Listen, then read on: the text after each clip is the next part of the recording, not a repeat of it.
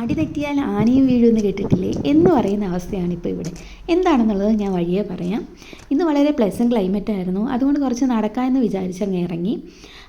നല്ല തണുപ്പുണ്ടായിരുന്നു. എന്നാൽ കൂടി നമ്മൾ ആ തണുപ്പിൻ്റെ ഒരു ഇൻറ്റൻസിറ്റി അറിയുന്നില്ലായിരുന്നു. കാരണം അത്യാവശ്യം നല്ല രീതിയിൽ വെയിലും അടിക്കുന്നുണ്ടായിരുന്നു, ഒപ്പം കാറ്റും ഉണ്ടായിരുന്നു. എന്നാലും ഈ ഒരു കാഴ്ചയിൽ അല്ലെങ്കിൽ ഈ ഒരു വ്യൂവിൽ സത്യം പറഞ്ഞാൽ ആ തണുപ്പും കാറ്റും ഒന്നും അറിഞ്ഞതേയില്ല.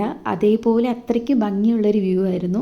കാരണം നല്ല രീതിയിൽ വെയിൽ കാര്യങ്ങൾ അടിക്കുന്നുണ്ടായിരുന്നതുകൊണ്ട് നല്ലൊരു നടക്കാനാണെങ്കിൽ കൂടി അല്ലെങ്കിൽ ഇതെല്ലാം കണ്ടുകൊണ്ട് നടക്കുമ്പോൾ നമുക്ക് ആ ഒരു തണുപ്പിൻ്റെ ഒരു ഇൻറ്റൻസിറ്റി കാര്യങ്ങൾ അറിയുന്നുണ്ടായിരുന്നില്ല.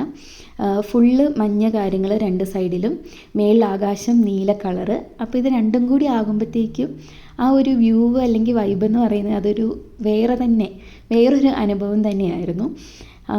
പിന്നെ വേറൊരു കാര്യം എന്ന് വെച്ചിട്ടുണ്ടെങ്കിൽ നല്ല വെയിലുണ്ടായിരുന്നതുകൊണ്ട് ഇപ്പം ആക്ച്വലി വിൻ്റർ ആയതുകൊണ്ട് മരങ്ങൾക്ക് ഇലകൾ കാര്യങ്ങളൊന്നുമില്ല. എല്ലാ മരങ്ങളും ഇതേപോലെ ജസ്റ്റ് ചില്ലകൾ മാത്രമായിട്ട് ഇങ്ങനെ നിൽക്കുമായിരിക്കും. അപ്പോൾ അതിൻ്റെ ഷാഡോ ഇങ്ങനെ ഈ ഒരു വെയിലത്ത് ഈ സ്നോയിൽ കൂടി ഇങ്ങനെ അടിക്കുമ്പം അത് കാണാൻ തന്നെ ഒരു പ്രത്യേക ഭംഗിയായിരുന്നു.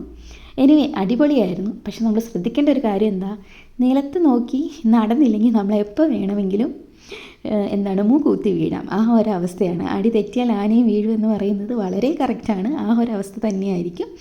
നമ്മൾ ഇവിടെ എന്ന് വെച്ചിട്ടുണ്ടെങ്കിൽ ഇപ്പം കുറച്ച് ദിവസങ്ങളായിട്ട് പ്ലസ് ടെമ്പറേച്ചർ വരാറുണ്ട് ചില ദിവസങ്ങളിൽ. അങ്ങനെ വരുമ്പം ഈ സ്നോ എല്ലാം മെൽറ്റായി കഴിഞ്ഞ് കഴിയുമ്പം അവിടെ ഒരു ബ്ലാക്ക് ഐസ് ഫോം ആകും.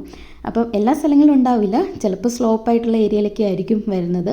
അപ്പം അങ്ങനെ ബ്ലാക്ക് ഐസ് ഫോം ആയി കഴിഞ്ഞ് കഴിയുമ്പോൾ നമുക്കത് അറിയത്തുണ്ടാവില്ല. നമ്മൾ പെട്ടെന്ന് നടന്നു പോകുമ്പോൾ നമ്മൾ ശ്രദ്ധിക്കുന്നുണ്ടാവില്ല. നമ്മളിതിൽ കയറി ചവിട്ടി വീണ് കഴിയുമ്പോഴായിരിക്കും നമ്മൾ അറിയുന്നത് ഇങ്ങനെയാണ് എന്നുള്ളത്. അപ്പം അത് ശരിക്കും അത് വിസിബിൾ അല്ല, ഒരു ചെറിയൊരു ലെയർ രീതിയിലാണത് ഫോം ആകുന്നത്. നമ്മൾ നടക്കുമ്പോൾ, പ്രത്യേകിച്ച് സ്ലോപ്പായിട്ടുള്ള ഏരിയയിൽ കൂടി നമ്മൾ നടക്കുമ്പോൾ ശ്രദ്ധിച്ച് നടന്നില്ലെങ്കിൽ എപ്പോൾ വേണമെങ്കിലും നമ്മൾക്ക് വീഴാം. അങ്ങനെ ഒരു അവസ്ഥയും കൂടിയാണ് ഇപ്പം. ഇപ്പം കുറച്ച് ദിവസങ്ങളായിട്ട് പ്ലസ് ടെമ്പറേച്ചർ വരുന്നുണ്ട്. അപ്പം മെൽറ്റായി തുടങ്ങി സ്നോയൊക്കെ. ചില സ്ഥലങ്ങളിലൊക്കെ വെള്ളം ഒക്കെ കെട്ടിക്കിടക്കുന്നുണ്ട്. അതൊക്കെ സത്യം പറഞ്ഞാൽ മഴയൊന്നും അല്ല കേട്ടോ, എല്ലാം ഇങ്ങനെ തന്നെ ഈ സ്നോയെ കാര്യങ്ങൾ മെൽറ്റായിട്ടുള്ള വെള്ളവും കാര്യങ്ങളുമാണ് ഓരോ സ്ഥലത്ത് കെട്ടിയൊക്കെ കിടക്കുന്നത്. അപ്പോൾ ഇനിയിപ്പോൾ ഓൾമോസ്റ്റ് നമ്മുടെ വിൻ്റർ ഓൾമോസ്റ്റ് തീരാറായി വരുവാണ്.